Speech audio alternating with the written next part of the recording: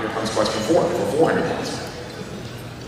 If f is a continuous function defined on the real numbers, then which of the following must be in the range of f for any a, b in the domain?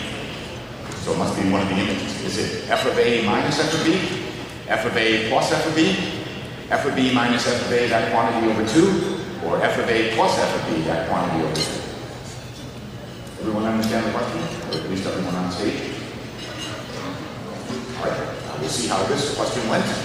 400 points, an even split. What's choice D, f of a plus f of b over 2? Who got that right? Okay. So Claire, how did you get that?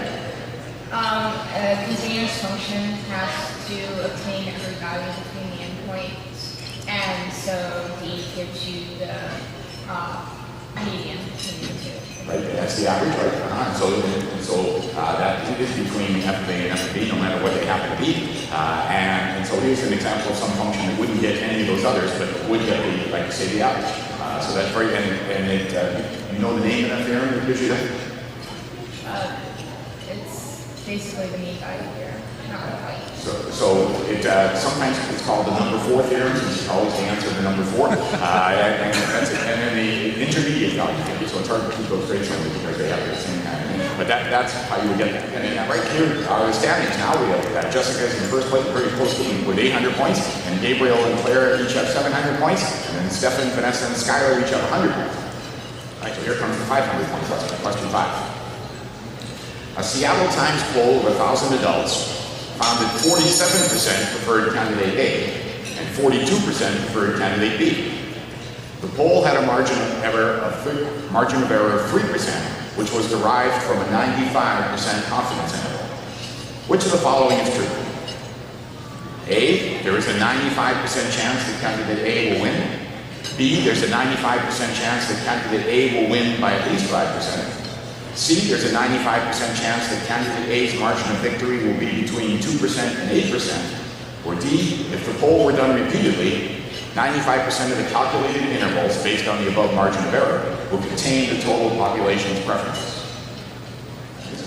And for 500 points, cool. So one person got choice D, which is the correct interpretation of a confidence interval. Who got that right? All right, Vanessa, very good. And so, Vanessa, did you take that one just because you figured you wouldn't type that such a long thing unless it were right? No, I had to thank my biostat professor who repeatedly told me that confidence interval doesn't mean you have a 90% chance. You have 90% the calculated intervals they have. And so do you want to name that professor? Maria Guevara. And so you remember that from class, that's good. Yes. Yeah, and it's sometimes hard to tell on TV or whenever you see a poll exactly what it means, but that's what it does boil down to. And of course, we can't fit that many words in on TV like we can on the screen. And so we'll see what that does to the score. Nice going. I'm getting that right.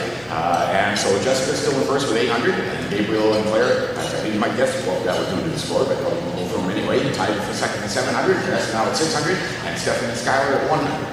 And now you just mentioned your teacher, so I should point out what schools you're from, because I don't know if the people saw that on the screen. So Jessica, you are from Cal State University Stanislaus? Well, actually, I'll let you say it yourself. Gabriel, what school do you go to? Dartmouth. And now you can thank not only your professor, but the school. Vanessa? I go to the University of Puerto Rico, Quiroga. There you go. Okay. And then there's at least one faculty member here cheering for that. And Claire? Vanderbilt University. Vanderbilt University, yes. And go ahead. University of Puerto Rico, Rio Piedras. There you go. And Skylar. San Francisco State University. There you go. All right. Very good.